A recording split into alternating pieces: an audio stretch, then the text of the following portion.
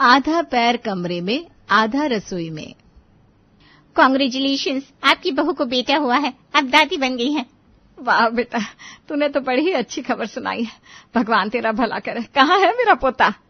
अभी डॉक्टर उसे जरा चेक कर रहे हैं। थोड़ी देर में आप अपनी बहू और अपने पोते से मिल सकते हैं और परसों आप उन्हें घर भी ले जा सकते हैं। ठीक है, बहुत बहुत शुक्रिया। अच्छा, अब मैं चलती हूँ, दूसरे पेशेंट को भी देखना है। किसी चीज की जरूरत हो तो बुला लीजिएगा। ऐसा कहकर नर्स चली गई। यमुना आज बड़ी खुश थी क्योंकि आज वो दादी बन गई थी। उसने अपने बेटे युग को फोन लगाया और ये खुशखबरी सुनाई। कुछ देर में युग भी हॉस्पिटल पहुंच चुका था। अब दोनों मानसी और उसके बच्चे से मिलने गए। हाय, मेरा पोता कितना प्यारा लग रहा है। नजर ना लगे किसी की। देख तो युग, ये बिल्कुल तेरे ऊपर गया है ना। हाँ मम्मी, इसकी आंखें तो देखो बिल्कुल ब्राउन है मेरी तरह। मम्मी, इसको कोई नाम दो ना, हम इसे क्या कहकर पुकारेंगे?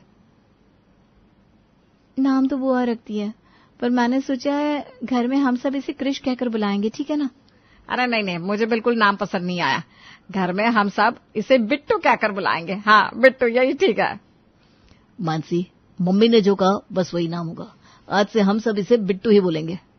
और सुनो मानसी, परसों तुम्हें हॉस्पिटल से छुट्टी मिल जाएगी, फिर घर आकर घर भी संभालना है। चल युग बेटा, घर चलते हैं। यमुना और युग घर चले गए। ऐसे ही दिन बीता और 2 दिन बाद मानसी हॉस्पिटल से आ गई। उसके आते ही उसकी सास ने कहा, मानसी बेटा जा थोड़ी चाय बना ला सबके लिए, मैं तो थक गई काम कर करके। मम्मी जी, अभी तो हॉस्पिटल से आई हूँ, अभी क्या मैं किचन में जाऊं?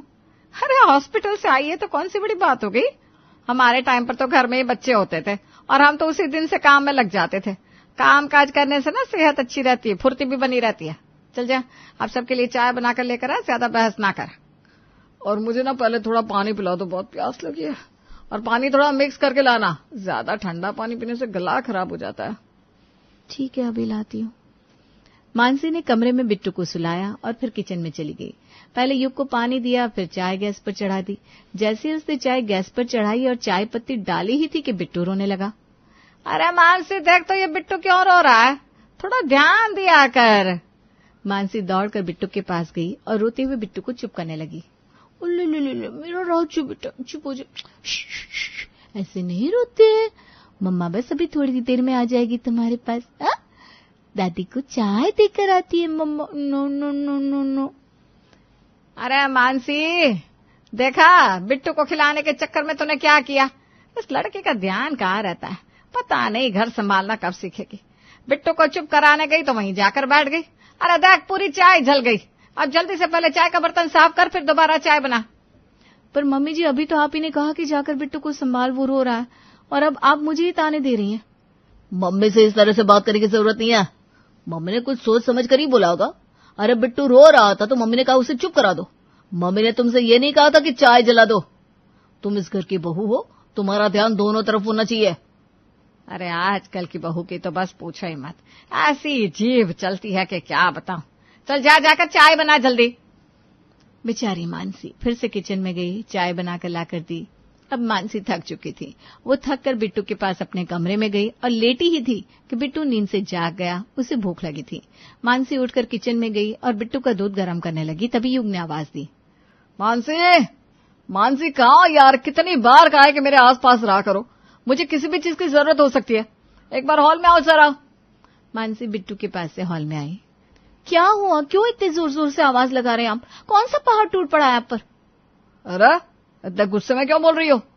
मैंने इसलिए बुलाया था कि मेरा सोफे पर से उठने का मन नहीं कर रहा है और मुझे टीवी देखनी थी। हाँ तो टीवी आपको देखनी है, इसमें मैं क्या करूं? अब आपके बदले टीवी तो नहीं देख सकती मैं।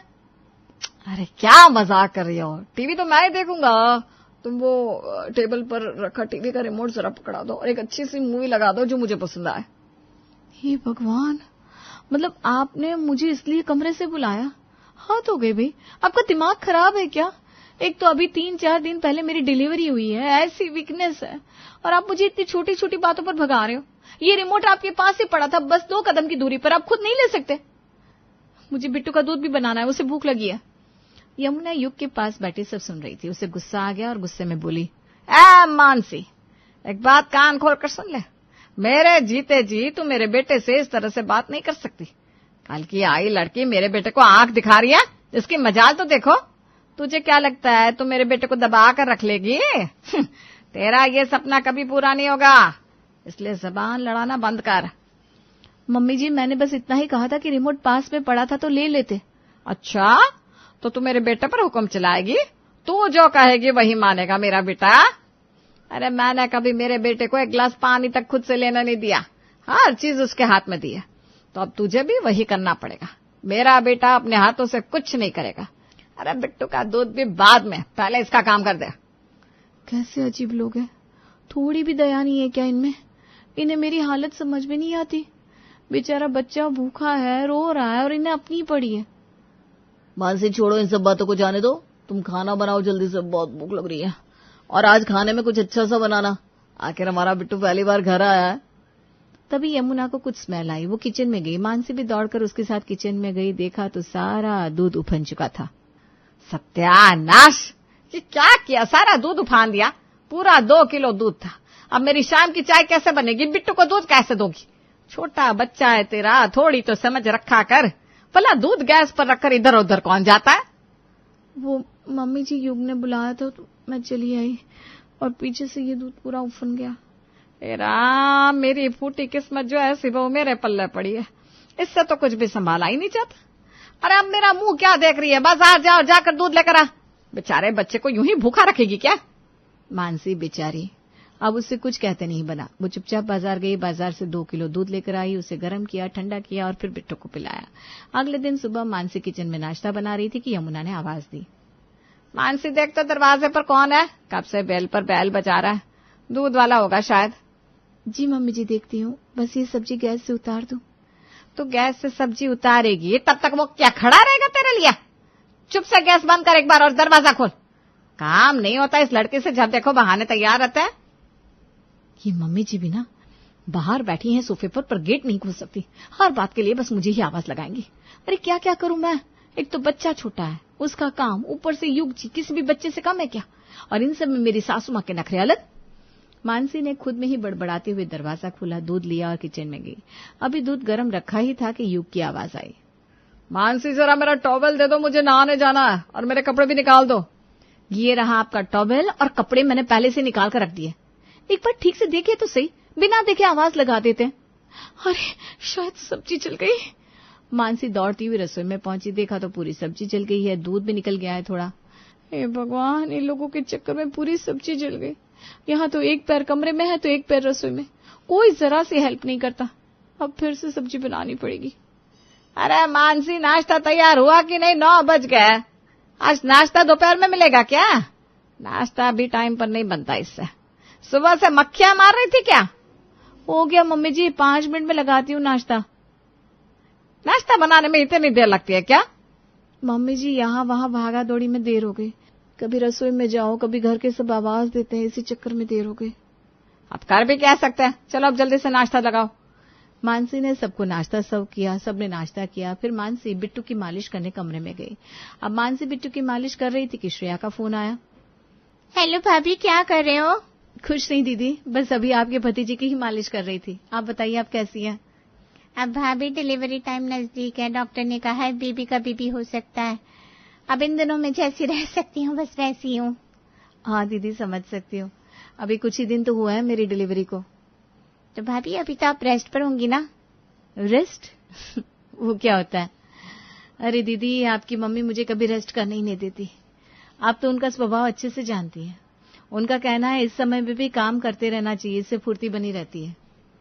अरे भाभी तब तो बड़ी दिक्कत हो जाती होगी, बिट्टू भी अभी छोटा है, आप कैसे मैनेज करती हैं ये सब? बस दीदी सब मैनेज करना पड़ता है। एक पैर कमरे में तो एक रसोई में, यही चल रहा है।